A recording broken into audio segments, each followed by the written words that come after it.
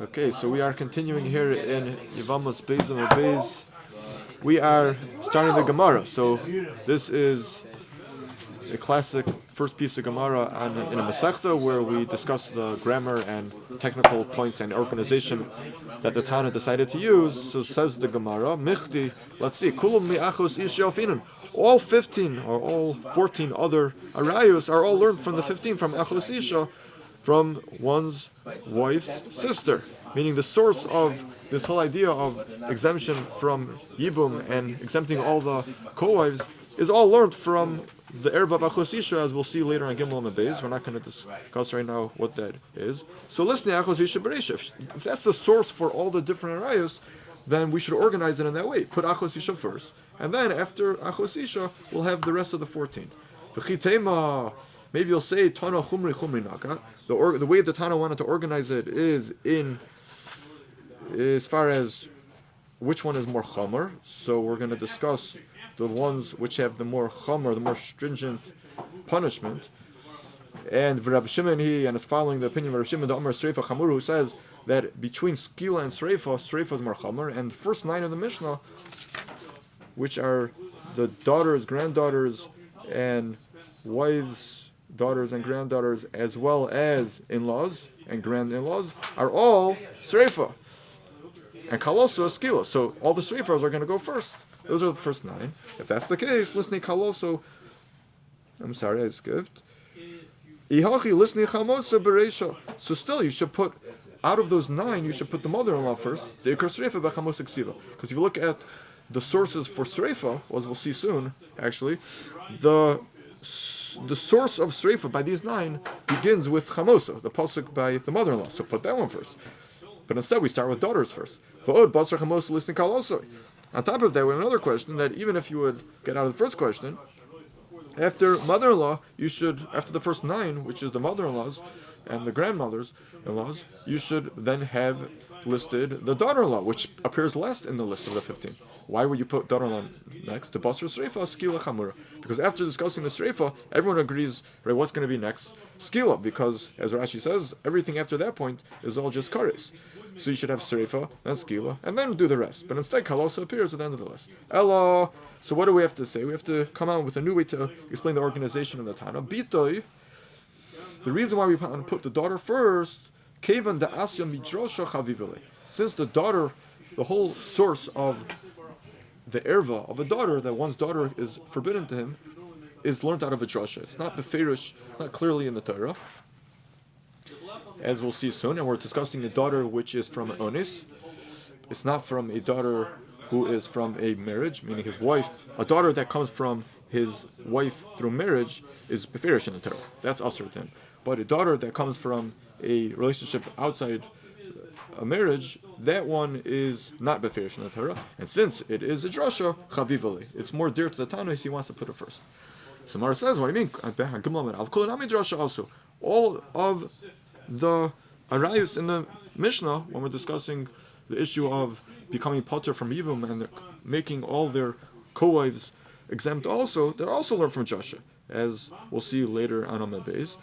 So, what's so special about Bito? Mar says, yes, when it comes to the discussion of our Mishnah, which is being exempt from Yibum, that's actually learned from a drasha. But we're discussing the actual Isser, the fact that the relationship is Isser to begin with, the Erva.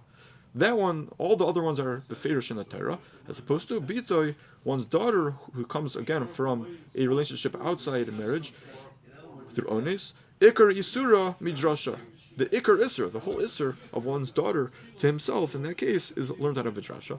The Amar Rava says, Amar li Rav Yitzchak Ravadimi, he told me, Asya, Heina, Asya Zima Zima. So these words are the words that are the source for the Isser of Bito, the fact that one's daughter through Ones is Asr, and also the fact that the punishment for such a relationship would be Sreifa. So just to speak that out, what are these words? So Hina appears by the pasuk of, have it on the side here if everyone has it. Evras bas bincho vas bitcho lu segal arvosan kervascha Hina. That's one time it says Hina. That's in Acharemos, and that one is by a granddaughter And there the Torah doesn't say anything about the fact that it's a granddaughter coming through a wife of marriage. So therefore it's a granddaughter even through ones, right, outside marriage. But it doesn't say anything about a daughter there. But then you have the next time, Ervas Isho Vito Lo Segali Espas Benav Espas Pita Lo Sikach Lagalos Arvasa Share Heina Zimehi.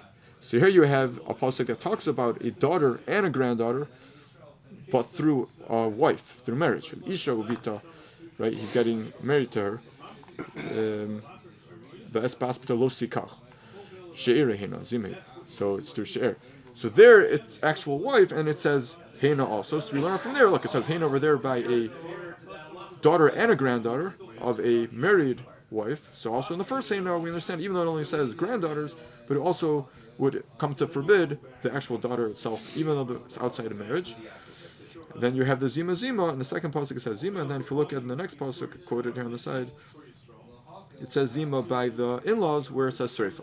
So we learn how to make the connection, Sreifa over there, so you pull Sreifa over to the other Zima, and from there, Heina Heina brings Sreifa over to daughter. This might be obvious. Just yeah. So the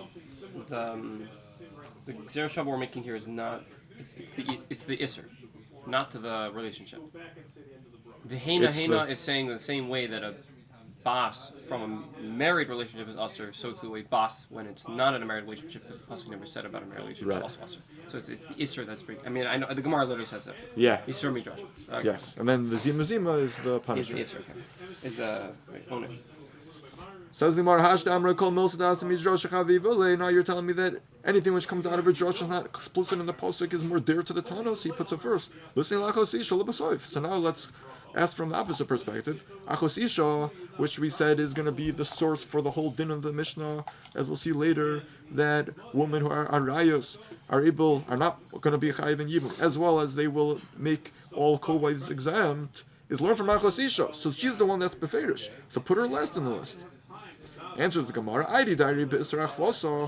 being that we're already dealing with siblings, Tana Achos Ishto. So it wants to say Achos Ishto together, because it's the sibling of his wife, the sister of his wife. Meaning, where does it, in the Mishnah, do we have all the siblings? So it said, in the middle of the Mishnah, we had Achoso me'imo, va'achos imo.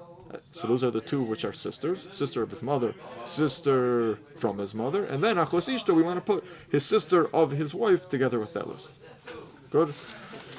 So the Gemara asked the obvious question, well, the list so take all three of them and put them in the end, because if we have a motivation here to put Achos Ishto at the end, because she's the one that's most obvious, so take the other two which also are sister, Arayos of the sister, his aunt and his own sister from his mother, put them all in the end.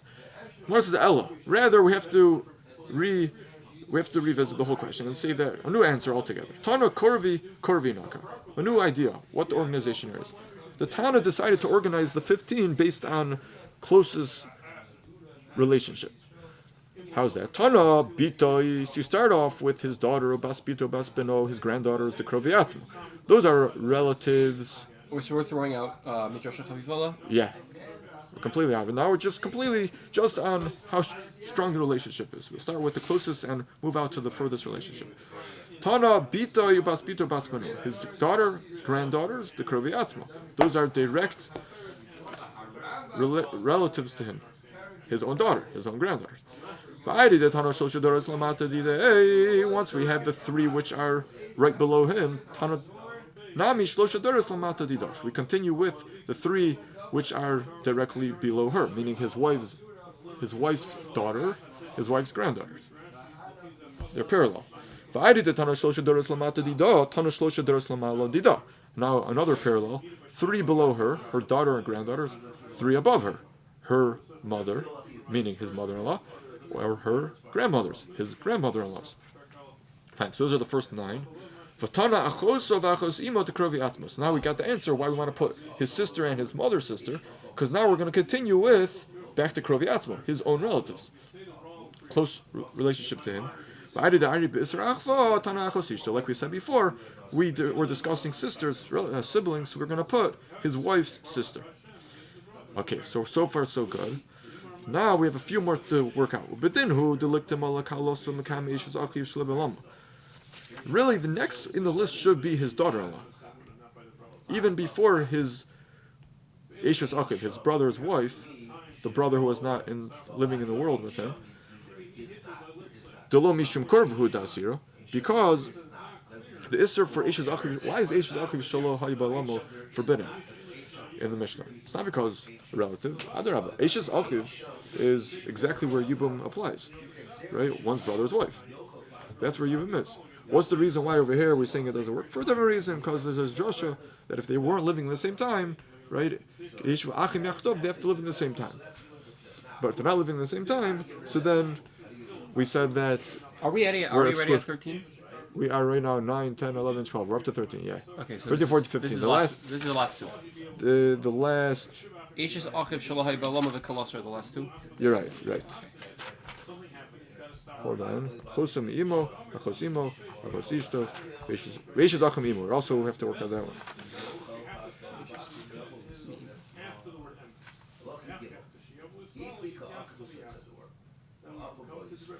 Okay. So, we should put kaloso at that point, as Rashi explains, because at this point, anyways, there's no reason to have. We're working with curvy. Which one's closer in relationship? So we went through all the ones which make sense that are closest in relationship. At this point, we have to work out the last three, which there's no reason other than what Gemara mentioned before to put one before the other, and that is that which one is more chomer. So kaloso has the most chomer of the other ones. Why? Because kaloso has the iser skila, while the other one only has the kares. So we should move off of korva now and move on to which one's more chomer. This seems to be the way Rashi explains the Gemara's question here. Why kaloso is going to be questionable? It should be put first.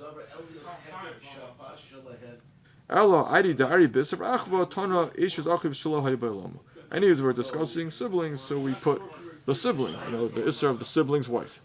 And then we put kaloso last. Says the Gemara. Now that we have the order down, let's discuss the language of the exemption. Says the Gemara, my area tani potros, listening osros. How come the Mishnah where you say that these women pater, they exempt their co-wives, say they aser, they forbid their co-wives? Says the Gemara, itana osros. If what is that they aser, they forbid them. Havamina osr liyavin. So we know that already there was two types of ways to go about a falling of yibum. There's yibum or chalit. You have two ways to go about it. So if you were to say osr, it would sound like you can't do yibum. Aval michas chotza. It would still sound like you do chalitza. Mashmalon. There's nothing forbidden in chalitza. In yibum, there's a relationship which is forbidden typically. So it would sound like the relationship is also, but chalitza, it's just an act of taking off the shoe, spitting.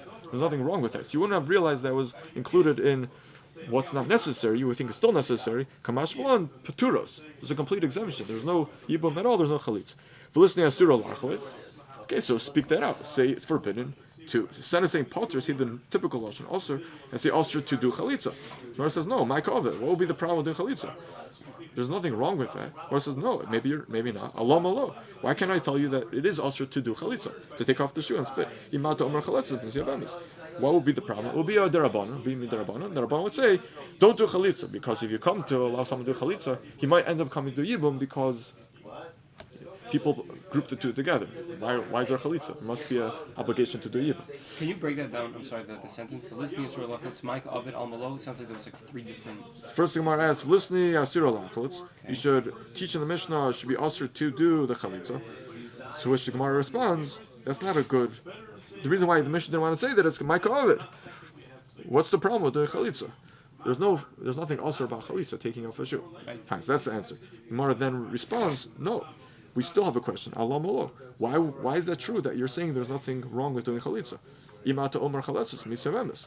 If you're going to allow him to do chalitza, do yibum, and therefore the question comes back, you should say it is also to do chalitza, which is a better language than potter. Says the Gemara. Now, kevon dibemakom mitzvah huda sira tzara. Since the tzara of this erva is only asur when it comes as a mitzvah, meaning as a mitzvah of yibum, v'shalom b'makom mitzvah sharia. But if we're not within the context of regular mitzvah, so then there's no problem. It's completely mutter. V'shum hachitani potros. That's why it wants to say in the Mishnah a lashon of potter, doesn't want to say a lashon of aser. What's potter, marriage? So, of the tzara. Of the tzara. See, if you look at Rashi brings the case. It's really a simple case, but Rashi Shalom Makom Sharia, it's the end of the middle lines. He says, Kagon, what will be the case? So it means a regular case. Someone's son-in-law, right? And he has another wife. So you finish the Rashi yourself, but meaning you have a man, Ruvain, he has a regular son-in-law, meaning someone marries his daughter, and then his son-in-law happens to also be married to another woman, whoever it is. And then whatever the marriage ends, the son-in-law dies. It's not forbidden. He's allowed to marry that other wife. So that type of tzara, co-wife of his daughter, it's mutter completely. It's if you taught Isura, so then we might have thought that the tsar can't marry ever, even in that type of case. We think that a tzara where it's no mitzvah. Right. Oh, but when it is a mitzvah, it's aser mamish. Ma'isa, it is aser. If you use the language aser, you would think it's always aser, even not in the Mishnah's case where there's a mitzvah, even without a mitzvah. So it's used lashon potter to teach me what is potter, what's the indication of potter. Potter means, you have an obligation of a mitzvah. Oh, there's a potter, there's an exemption. But if you don't have any type of mitzvah in front of you, so then obviously potter doesn't apply. You can't say the word potter. There's an exemption, nothing to do. And it doesn't say aser, so you would understand it's mutter. So everything is good. Gemara just has one more point. Umay iriditani min hachalitza umin hayibum. Why would the Mishnah teach such a long language? There's an exemption from chalitza and yibum. Listening min hayibum lechudei. Just say there's an exemption from yibum, and we'll figure out the rest. So Gemara says, "Itana min hayibum havamina mechas chalza." If we would have taught that there's an exemption from yibum, you would have still thought there's a mitzvah of chalitza. Kamash Malon, to which the Mishnah teach me that they go hand in hand. Kol ha'olah le'yibum. Here's the rule that we have for the rest of the Masechta. Anytime a woman is going to be obligated in yibum, olah l'chalitza. And then there's an obligation for chalitza. If there's no obligation for yibum, at least on a derashah level, there's not going to be an obligation for chalitza. And of course, there is throughout the Masechta many times that there's chalitza without yibum, just because the Rabbanan forbade the yibum for various reasons. But it means on a derashah level, if there's no yibum, then there's no chalitza. If there is yibum, there's chalitza. One more question, actually. V'lisni min yibum u'min chalitza. Inami min hachalitza l'chudas. Now, two more other options we try. Why don't we say they're potros, they exempt their co-wives. Say first, yibum, which is the first. If you look at the pasuk, what does the pasuk say? It says Yevamos yavelah. First option is yibum. He doesn't want to do it. Chalitza. So that should be the organization of Mishnah. Yibum, p'tor, and then chalitza. Instead it said potter chalitza yibum. It's backwards. Inami, or just say chalitza, because you'll figure out from chalitza to yibum, as we just said. The question we had before was say just yibum, and then we said, well, if you say just yibum, you might think there's no chalitza. But no one's going to think that if you tell me there's no chalitza, there's still going to be yibum. That can't be. So Gemara says, Abba Shol, the Tana of the Mishnah is Abba Shol. His opinion later in the Masechta is that if there's an option between chalitza and yibum, which there is, when a woman falls, the better option for a man to do in general is chalitza, not yibum. What's the pshat in his opinion? Because he is very worried about people's intentions. He says later that if a person has the wrong intention in yibum, his intention is not for the mitzvah, it's for all the external reasons that a person gets married. So then he calls it karov l'mamzer, the child that comes out of that relationship. He's very, very makban. Therefore, because it's so difficult for a person to have the proper intentions, in general, we tell a person to do chalitza. Therefore, this Mishnah is actually indicating that. Mina chalitza, the first option is chalitza. And we will stop over by Binyama.